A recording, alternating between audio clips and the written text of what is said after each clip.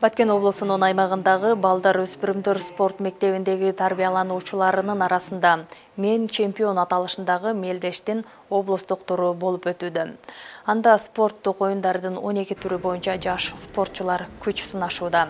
Кезектеги мелдеш Баткен шаарында спорттун 3 түрү боюнча өткөрүлүп, ага облустун бардык аймактарынан спортчулар катышат. Белгилей кетсек, «Мен чемпионмун» аталышындагы спорттук долбоор быйыл биринчи ирет башталды. Максаты спорт мектептериндеги таланттуу спортчуларды тандап алуу жана аларга колдоо көрсөтүү болуп саналат. Жакшы болот. Мына бизде Кыргыз Республикасында ушул балдар өспүрүмдөр спорт мектептеринин арасындагы тарбиялануучулардын арасында «Мен чемпионмун» долбоору башталган.